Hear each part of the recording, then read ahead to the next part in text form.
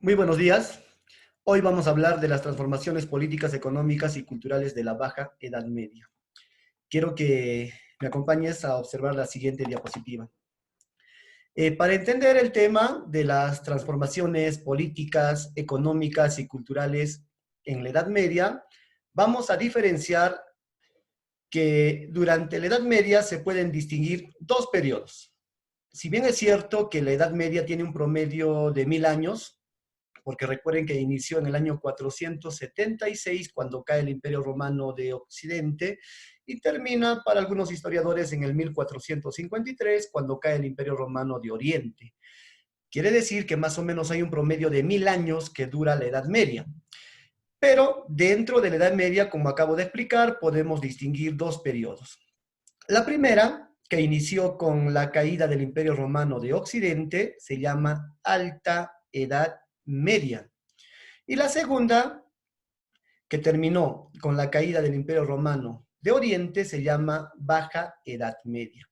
Cada uno de estos periodos, en promedio, tuvo una duración de 500 años. Por ejemplo, la Alta Edad Media terminó aproximadamente en el año 1000. Digo aproximadamente porque terminó un poco antes, ¿ya? Y miremos la información que tenemos debajo de esta línea. Dice, la Alta Edad Media fue una etapa de dominio de los reinos germánicos. Recuerden que cuando cae el Imperio Romano de Occidente, los reinos germánicos como los francos, los visigodos, los ostrogodos, entre varios, se reparten lo que era el territorio del Imperio Romano de Occidente. También es el tiempo donde conviven tres imperios: el Imperio Bizantino, el Imperio Árabe y el Imperio Carolingio. Durante estos casi 500 años son las características fundamentales de esta Alta Edad Media.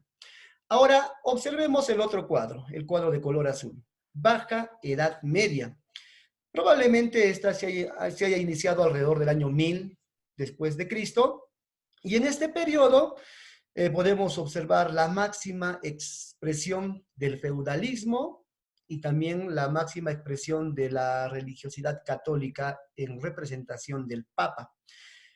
Pero también es cierto que durante esta última etapa de la Edad Media se realizan grandes transformaciones en el ámbito cultural, en el ámbito económico y también en el ámbito político. Entonces, el día de hoy vamos a hablar de la Baja Edad Media. ¿Cuáles fueron sus transformaciones políticas, económicas y culturales? Empecemos.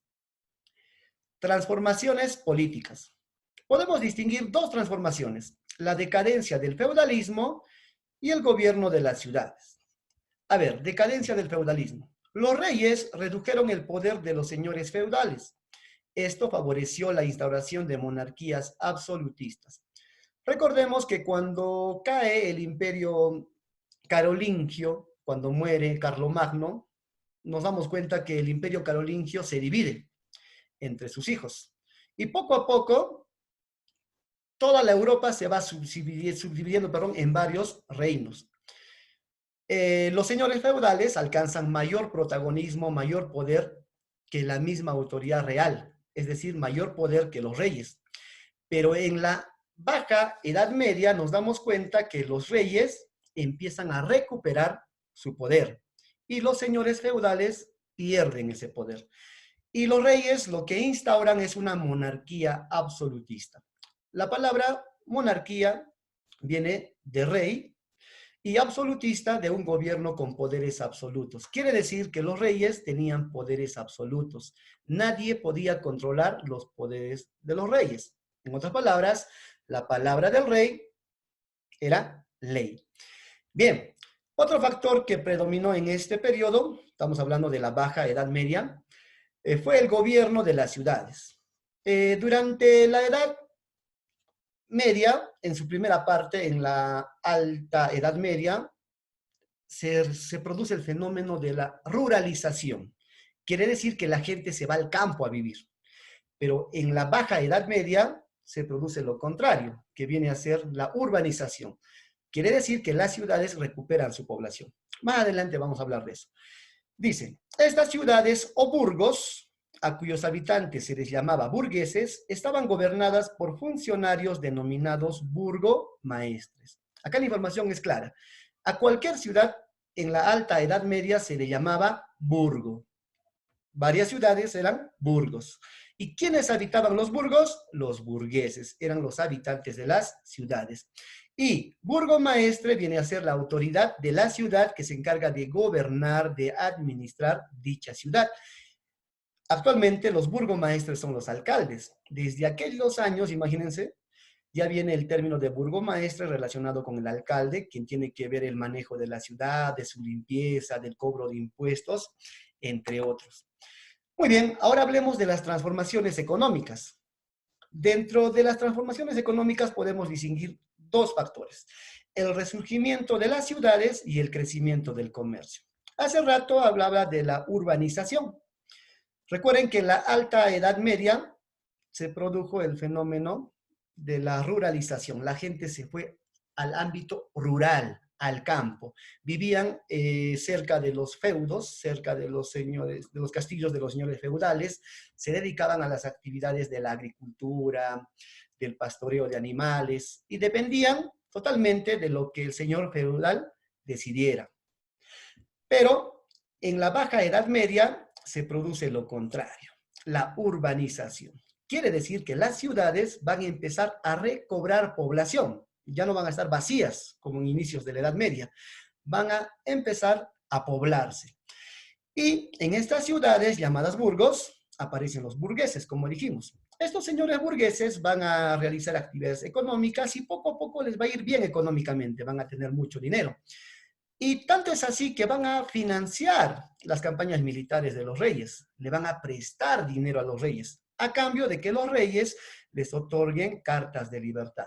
Recuerden, en los feudos, los campesinos, los siervos dependían de la voluntad del señor feudal. En cambio, en las ciudades, los burgueses, los nuevos ciudadanos, le van a financiar dinero al rey y con eso van a obtener cartas de libertad. Estas cartas de libertad les van a permitir adquirir bienes, poder viajar por ciudades, realizar comercio, es decir, van a ser más libres de lo que eran antes en manos de los señores feudales. Otro acontecimiento es el crecimiento del comercio. Comenzó a crecer a partir del siglo XI. Recuerden que el siglo XI es del año 1000 al año 1100. En ese tiempo comenzó a crecer el comercio en Europa medieval. En un inicio se practicó el comercio local. Quiere decir que el comercio se realizaba en una ciudad y se realizaba entre la población de la ciudad y los campesinos que estaban cerca de la ciudad. Pero posteriormente, ya en el siglo XIII, alcanzaron una gran importancia las ferias. ¿Qué son las ferias? Las ferias vienen a ser comercios entre una ciudad y otra ciudad. Por decir, a ver si lo comparamos con un tiempo actual, la Feria de las Salacitas. Cuando se produce la Feria de las Salacitas en la ciudad de Puno, vienen comerciantes de Bolivia, vienen comerciantes de Lima, de Arequipa, de Cusco. Es una feria, digamos que con vendedores de muchos lugares, de distintos lugares, digamos, del Perú y de otros países. Algo así similar ocurría en la Edad Media. En ferias, digamos, que organizaban una ciudad, venían comerciantes de diferentes ciudades, de diferentes burgos, y se realizaban no todo el año, sino en determinadas fechas especiales durante el calendario, ¿no?, de aquella edad. Muy bien, continuamos. Ahora tenemos las transformaciones culturales. Dentro de las transformaciones culturales encontramos el mejoramiento de la arquitectura. La arquitectura mejoró en la Baja Edad Media. Primero apareció la arquitectura románica. La arquitectura románica, llamada así por el empleo del arco romano. Acá tenemos un ejemplo del arco romano, ¿ya? Y acá te presento la imagen de la catedral de la ciudad de Puno. Si es que vemos, la puerta de la catedral tiene forma de arco romano. Las torres tienen forma de arco romano. Las características de la arquitectura romana eran que utilizaban el arco romano y siempre en su frontis utilizaban dos torres.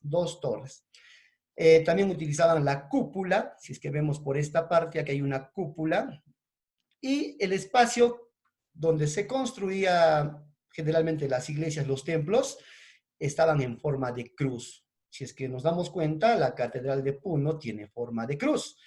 Ahora, este tipo de construcción durante la Edad Media se realizaba en el ámbito rural, es decir, en el campo. Posteriormente, ya en el siglo XII, en Francia surge otro tipo de arquitectura, la arquitectura gótica, que viene a ser la evolución de la arquitectura románica. En este caso, en la arquitectura gótica, también conocida como arquitectura ojival, ya no se emplea el arco romano, sino se emplea el arco en forma de ojiva, que se parece a la punta de una bala, si es que se dan cuenta. Aquí tenemos el arco de la ojiva.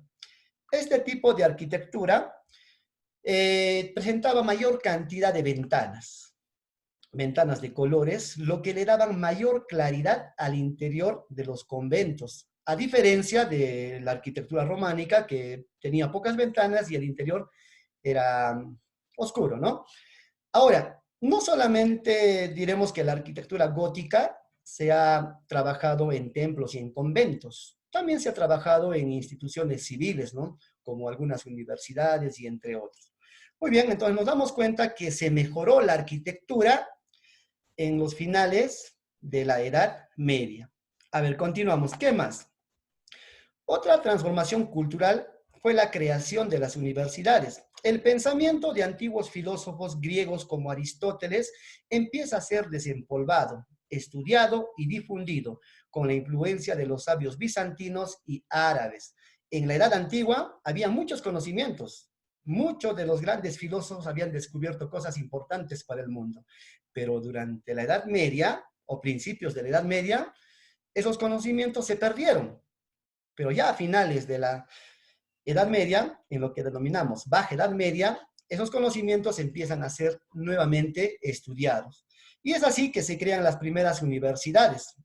Por ejemplo, la primera universidad que se ha creado en Europa fue la Universidad de Bolonia, en Italia, creada o fundada en 1088. Le sigue la de Oxford y la de París. La Universidad de París era la más importante de aquel entonces. En estas universidades nacieron las facultades. Al frente de cada facultad había un decano. Uno de los decanos recibía el título de rector y dirigía toda la universidad. Si nos damos cuenta, es lo mismo que se ve en la actualidad. Actualmente las universidades tienen decanos, tienen facultades, tienen rector. En estas universidades de la Edad Media se enseñaba lo que es el derecho, ciencias, teología y medicina. Actualmente hay mayor cantidad de ciencias que se pueden estudiar en la universidad, pero en aquel entonces esas eran las ciencias más importantes. Hay un dato que quiero compartir con ustedes.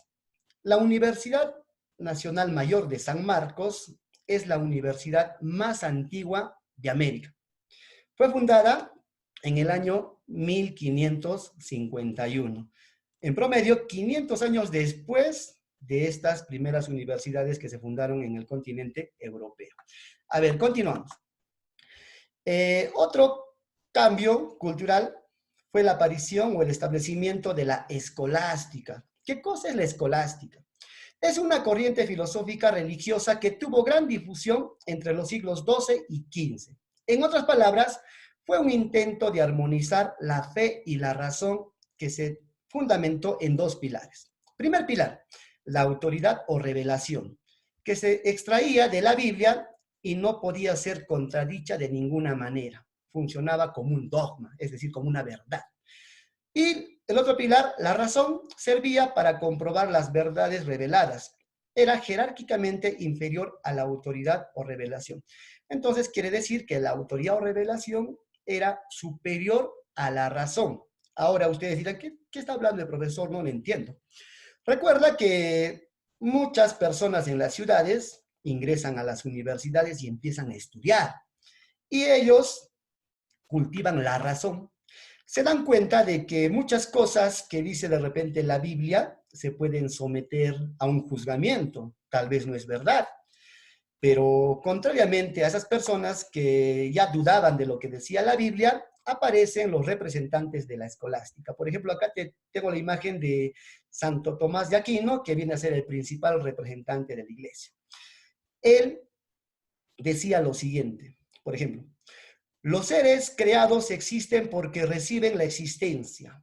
Son seres eventuales. Solo Dios existe por sí mismo y como creador del mundo es el ser que da la existencia a los demás seres. Por ejemplo, si analizamos la autoridad o revelación, la Biblia dice que Dios creó al hombre a su imagen y semejanza y lo creó, digamos, de polvo de tierra, ¿verdad? Eso es lo que dice la Biblia. Pero la razón, ¿qué te dice? No creo que el ser humano haya sido creado de tierra, de polvo, porque no me parece algo concreto, algo real. Pero contrariamente, los religiosos de aquel entonces practicaban la escolástica, que es una filosofía que trataba de armonizar la fe y la razón. Muy bien, tú estás diciendo que los seres humanos nacen por la procreación, ya muy bien, pero la persona que crea la vida es Dios. En otras palabras, el ser humano procrea a sus hijos, pero eso es porque Dios le ordenó que procree sus hijos. Dios permitió. Si es que Dios no permitiría, ustedes no podrían crear hijos. ¿Se dan cuenta? El pensamiento de la escolástica trata de justificar religiosamente lo que las personas cultas de aquella época estaban empezando a estudiar, a dudar, ¿ya? Entonces, repito, la escolástica fue un intento de armonizar la fe y la razón, es decir, que los nuevos descubrimientos estén en armonía con lo que decía la fe, con lo que decía la Biblia, ¿ya? Muy bien.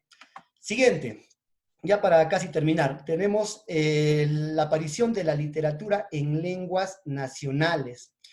En los primeros años de la Edad Media, es decir, en la Alta Edad Media, el idioma de las personas cultas era el latín. Quiere decir que toda persona culta utilizaba el latín. Pero a finales de la Edad Media, en la Baja Edad Media, aparecen las lenguas nacionales, que vienen a ser la evolución de latín y las lenguas germanas. Por ejemplo, nacen las lenguas romances, conocidas como el español, el francés, el portugués e italiano. En estas lenguas se empezaron a escribir obras literarias. Por ejemplo, en italiano se escribió la Divina Comedia de Dante Alighieri. En francés se escribió la canción de Roldán. En castellano se escribió el Cantar del Mío Cid, entre algunas obras más destacadas de aquel entonces. Antes solamente se escribía en latín, pero a finales de la Edad Media se empieza a escribir en idiomas que evolucionaron del latín, conocidas como lenguas romances, ¿ya? Todas estas transformaciones que hemos visto surgieron en una etapa de tránsito que preparó el advenimiento de la Edad Moderna. Recuerden, durante la Edad Antigua, la ciencia había avanzado mucho con los grandes filósofos, pero durante la Edad Media, se le conoce como una etapa de oscuridad. El hombre no se preocupó mucho de la ciencia, sino se preocupó más en Dios. Pero a finales de la Edad Media, el hombre vuelve a preocuparse por las cosas culturales, por el desarrollo, digamos, de las ciencias, y deja un poquito de lado a Dios.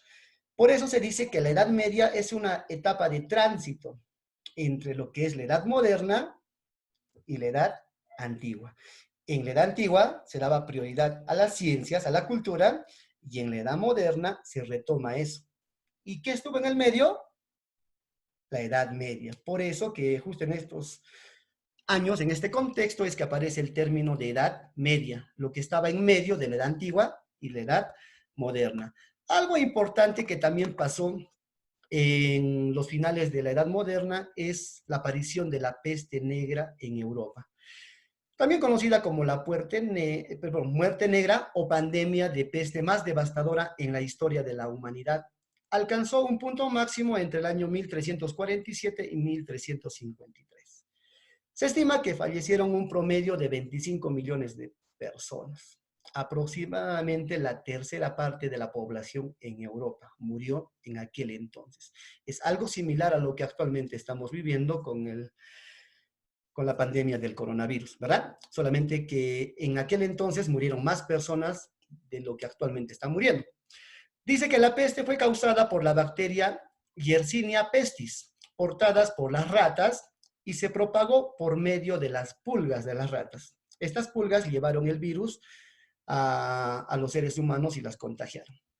En la colonia veneciana, Venecia está en, bueno, veneciana de Ragusa, la que hoy en día es Dubrovnik en Croacia, con sentido médico se empezó a practicar la cuarentena. De ahí viene el término cuarentena. La cuarentena es el descanso o el aislamiento, digamos, de aquella persona infectada durante 40 días.